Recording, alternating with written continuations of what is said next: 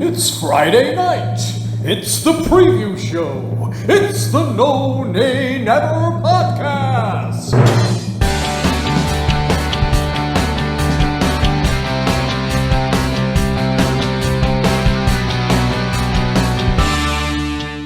Hello and welcome to the preview show brought to you by the No Nay Never podcast. I am the secondary host, shall we say, Natalie Bromley, but joining us this week, as ever, is the main man himself, the anchor man of the preview show, Dave Roberts. Statman Dave, welcome back. Hi, thanks Natalie, and good to have you back on the preview show again this week.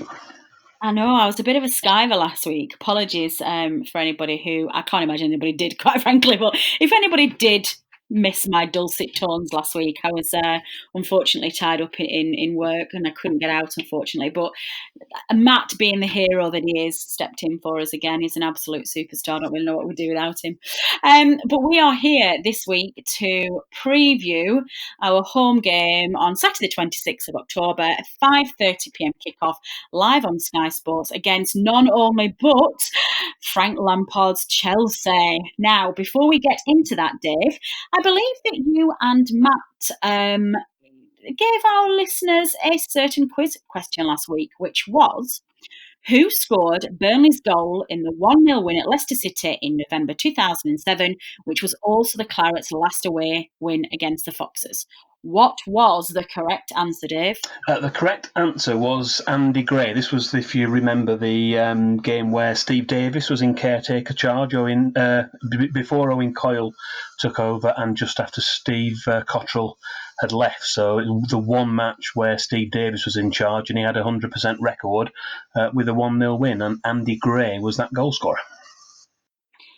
I wouldn't have guessed that. Obviously, I didn't see the question because I wasn't here. But when I was reading this before I came on air, I was like, I'm not sure I would have known that. But which ones of our listeners did get that right, Dave? Who was clever this week? We had a couple of correct answers. We had John Robertson, that's Claret Crumpet on Twitter, who's he's got some correct answers previously, and also another regular, Peter Jones, had been in touch on direct message and given us the correct answer as well.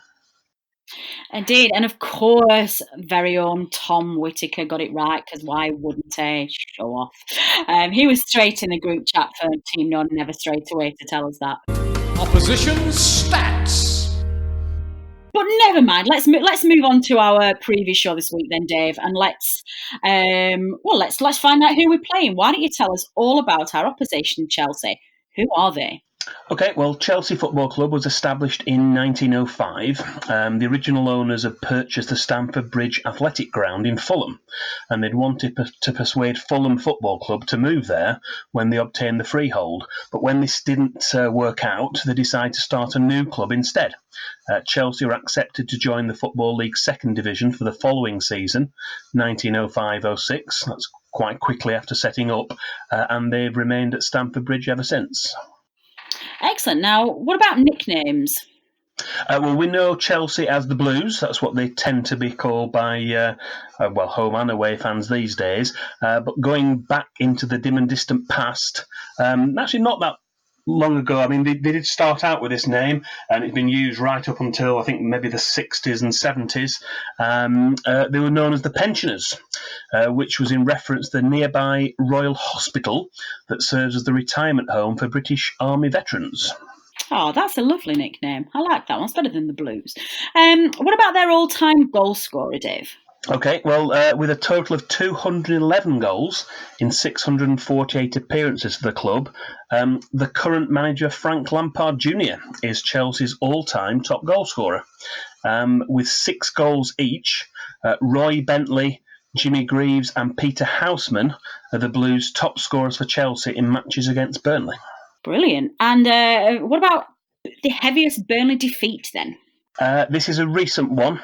During our poor run in the first half of last season, we suffered a 4-0 defeat to Chelsea, and that was when the teams last met at Turf Moor in October 2018. 3 of the goals were conceded in the second half, and we'll certainly be hoping for a much better performance and result this time around. Absolutely. I'm going to call this now, Dave. There's absolutely no way that Burnley are going to lose 4-0 at the weekend. What about Burnley's biggest win then? There's been a few. We've triumphed by a 5-goal margin in 3 home games against Chelsea. There was a 6-1 win in 1913, a 5-0 win in 1921, but the most recent of the 3, which is still quite a long time ago, was a 5-0 win in 1956, and that included a Brian Pilkington hat-trick. Excellent. What about Burnley's last win then?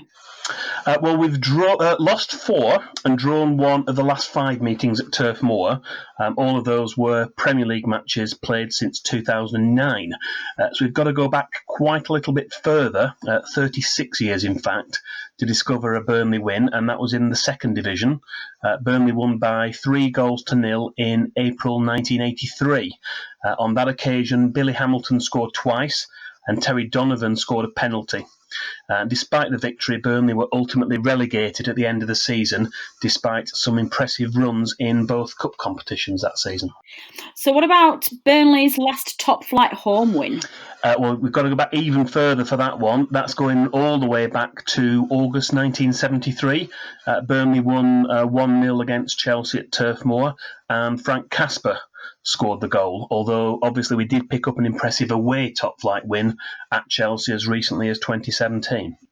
Wow, that is a long time ago. I was not even alive. I don't even think that I was a little sparkle in anybody's eye. Obviously, normally at this point we talk about last season's meeting between the two, but we've already covered that in the heaviest defeat section. So why don't you talk us through who Frank Lampard's Chelsea manager is? Yeah, we've given that one away a little bit, haven't we, at the start of the show? Frank Lampard is Chelsea's current manager, who we know is a Chelsea legend as a player not that long ago. Despite just 1 season of management experience at Derby County in the Championship last season, he was given the task of taking over from Maurizio Sarri during the summer. He was born in Romford, London in 1978, so he's 41 years of age, and he's made a reasonably promising start to his time in the Stamford Bridge hot seat, despite being hampered by a transfer ban. Yeah, it's an interesting one, is Lampard, because I think he did struggle at the beginning, and I think he started to pick up form just as there was a little bit of discontent amongst the ranks, wasn't there? People starting to get a bit disappointed. What about head-to-head stats then, please, Dave? Okay, looking at those numbers, we've played 46 times against Chelsea in home games. We've won 21 of those, drawn 13 and lost 12. That's in all competitions. And when we look at the top flight matches only, we've played 37 times at Turf Moor. We've won 18 of those, drawn 9 and lost 10. Hey, that's all right then. We've on both of those stats, we've won more than we've lost, which is, I like that. That's good. We tend to be fair, against most opposition for the home games, it does swing quite dramatically between the home and away matches. What I need to do, I think, on this is maybe do a comparative score, so I'd like a benchmark and see how far ahead or behind we are of that benchmark. That might be something I can bring in for later in the season. Dave, you are spoiling our listeners. It's incredible. You just come out with these things. Okay, let's move on then. And what about players who've played for both sides? Okay, when we look at the players who've represented Burnley and Chelsea since the Second World War, some of the names that people may recall: Ian Britton, Gary Cahill, Nathaniel Chalabar, who was on loan at Burnley, Billy Gray, John Harley, Damien Matthew, Jerry Payton, Frank Sinclair, Jim Thompson and Colin Waldron. Tommy Lawton also played for Burnley before the Second World War, but then played for Chelsea later in his career. And of course, Danny Drinkwater, who's currently on loan at Burnley from Chelsea, played in our League Cup defeat to Sunderland earlier in the season, and despite recent injury issues, he wouldn't have been eligible to play this weekend, as the Premier League don't permit loan players to compete against their parent club while being out on loan. Do you know, I've honestly already forgotten about Danny Drinkwater. This is terrible. This guy could have been playing in our first team, for goodness sake. I'd also forgotten that Nathaniel Chalabar. Actually, can we actually technically class him as played for Burnley? He didn't really get much of a chance, did he? Finally then, young Dave, who is the man in the middle who's going to be the referee for Saturday's game? We've got Michael Oliver again. He's the man in the middle, and Paul Tierney is the man in the VAR studio. Which, we'll not mention VAR too much if we can help it. No, I've only recently recorded the main show, and I'm still not over this. Statman Dave's Stat of the Week. Okay, well, let's move on, Dave. I think that you're going to have a few tricks up your sleeve. I don't think that's everything. So why don't you treat our listeners from the Bank of Dave your miscellaneous stat of the week? Okay, this week's stat of the week goes back to the 1960-61 season, when Burnley was still competing on 4 fronts in March, with the club still in the FA Cup and League Cup, as well as playing in the European Cup that season. So the home league game against Chelsea, which was on March 11th, 1961, Harry Potts made 11 changes to the Burnley team. And it almost worked. The Clarets led for most of the game, but were eventually pegged back to a 4-4 draw when Jimmy Greaves scored a late equaliser. The Football League weren't impressed and fined the Clarets just over £1,000. Wow, that is a good. Actually, that's quite a lot back then, isn't it? £1,000. That's down. I wonder what that is in new. Wonder what the equivalent to that would be now. £22,000. Oh, really? Have you checked that out already? I did. I went on the inflation checker on the Bank of England website and found out it was 22,000. That was in 2018. That was the most up to date it was. So it's over 20,000. So not a lot in the scheme of things. Although I guess money in football wasn't quite as prevalent as it is these days. Wow, excellent. Well, that's pretty impressive knowledge. So before we move on to look at the second half of this season, then Dave, how are you? This second half of this season, second half of this preview show.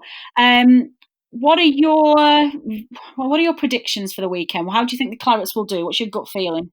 Well, hopefully better than last season in this match. That's certain. I think we've had some decent games against Chelsea. We did well against them down there. Last season we had the 2-2 draw, didn't we? Had a good performance, I think, and we battled well that day. They're tough games. We know they're all tough games, and when you play the so-called Big Six, home or away, they're difficult games. So anything you get out of them is a bonus. When I was looking back on the stats, it's actually as well. This is another stat. It'll be Burnley's 200th top-flight game since our promotion to the Premier League. So our 200th Premier League match on Saturday, and we've only won 6 of those matches against the so-called Big Six teams. That's out of, I think, 46 matches in total. I tweeted out some of the figures earlier in the week. So it's a tough game. We know that. If we can get anything out of the match, if we can get a win, obviously fantastic. If we can get a point, we wouldn't be too disappointed. I'm hopeful we can maybe get a draw out of the game. So I'm going my prediction as a 1-1 draw. Yeah, I've got to agree with you there, Dave. I think I'm feeling strangely quite confident about the game at the weekend. I certainly don't think it will be a walkover for Chelsea, and I actually think that they are in their rebuild stage. So I don't think they are quite the formidable force that they have been in previous seasons. Regular listeners will know my views on the demise of the top 6 as such at the moment. Anyway, I think there is definitely some barriers being broken down there. And I just think that Chelsea have, they're obviously on the way up under Lampard and he's starting to get this team together.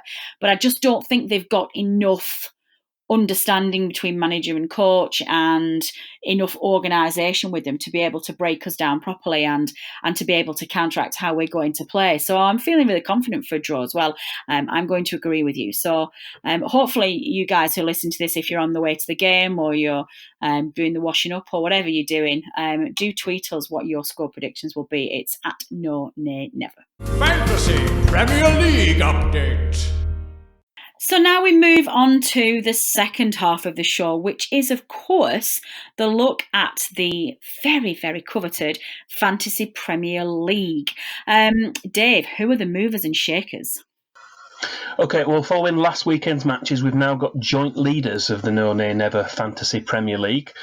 Rob Greenwood and Michael Freeman are leading the way on 532 points, and Lewis Gallo is close behind in third place.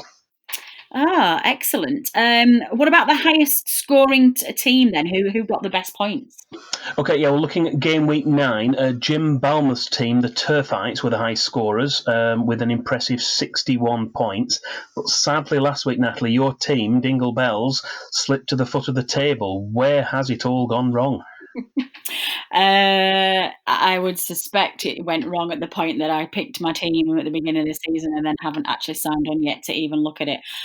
I did sign on before I did this show to have a look at it and see where I was, and then I immediately saw that I'd gone to the bottom and went, oh, for goodness sake. So you'll be encouraged to hear that I have been into my account and I have tweaked some of my players around, and I've done that captain boost thing, and I've changed my captain, and I've got rid of somebody, I can't remember who it was. So you never know, I might move up the table this week. Where are you, Dave? Mind you, I haven't gone. I'd had a decent week. I think about 51 points last week, so I'd gone up a few places. I think I'm about 137th or something now, so it's slow improvement. That's way too far up from me for my liking. I was hoping you were going to say you were like 1 or 2 places, and I'd be like, shut up you, but no, that's quite a lot. Moving on then, Dave, who's the dream team? Well, we just had one player from the Leicester-Burnley match in the latest dream team, but that was Leicester City's Harvey Barnes, whose father, Paul, of course, used to play for the Clarets, and he was also born in Burnley. Chris Wood may have found his way into the Game Week 9's dream team if the video assistant referee, Andy Madley, had any comprehensions of the words clear and obvious. But as we've mentioned already, that was covered more than adequately in the main No Nay Never podcast, which was recorded and published earlier in the week. Yeah, I'm not over that. I don't want to mention that. Whose dad was Harvey Barnes? Paul Barnes. As in our midfield maestro? Well, striker was he? He was at the club. I think he was actually a record signing, and then we swapped him with Andy Payton. Came this way, I think, from Huddersfield, and Paul Barnes went the other way. But at the time, 1997, when Harvey Barnes was born, Paul Barnes was in Burnley, playing for Burnley. Do you know who I think I was thinking? I think I was thinking of Paul Cook. He was the midfielder. Oh, no. Yeah, wrong Paul. Too many Pauls in his Burnley lineup. What about so just looking at the players themselves? Obviously, De Bruyne still leads the way with as the best player to from all sides. But Eric Peters is still top of the list in Burnley's with 35 points. But he is now. So why is he? I don't understand these stats. Why is he above Wood when they've both got the same points? Is that just literally alphabetical? There must be a count back, I think, in terms of bonus points. Perhaps they decide. I'm not sure how they decide if there's a tie. Unless it's literally just alphabetical order. Who knows? It could be. Well, we'll obviously have another Fantasy League update for you in the next preview show as we continue to monitor the progress of all of our fantasy football managers, our absolute heroes, and we highlight the movers, the shakers, and where I managed to get to. Statman Dave's quiz question. Now, finally, Dave, we need to address the certain situation that is this week's quiz question. Why don't you tell our listeners what this week's question is? Okay, well, we mentioned earlier in today's previous show that Burnley have lost 4 and drawn 1 of our 5 top-flight home meetings against Chelsea in the Premier League since 2009. So this week's question is, which Burnley player scored the goal to earn the Clarets' only Premier League home point against Chelsea, and what was the year? I don't know that. I don't think I can remember. I shall have a think about that, and I might enter it this week. Tell our listeners, Dave, how they submit their answers to this week's quiz question. Yeah, well, as usual, they can tweet us at No Nay Never, or they can post on our Facebook page, or email us, which is podcast@nonaynever.net. Brilliant. And what about the stats we've mentioned this week? Surely our listeners should be able to find them somewhere. Well, yeah, many of the stats we've mentioned this week, plus many, many more, can be found on the Burnley stats page, and we've got a short link for that. If people want to check that out, it's that's bit.ly/Burnley stats, and that's all in lowercase. And there's lots of information on there, including the answer to the quiz, if anyone wants to find that. And that is all we have time for this week. As ever, that has been a thoroughly enjoyable 20 minutes of my life. Thanks as ever to the absolute maestro, Dave Roberts, our very own Statman Dave, who puts in an extraordinary amount of work to make this podcast enjoyable and informative. And I just love it. I love recording it and I learn something every single week. Thanks to producer Matt for editing it, and thanks to the listeners. You seem to have really taken the preview show to heart, and our numbers for listeners figures are looking really, really fantastic. So thanks for your support. We do very much appreciate it.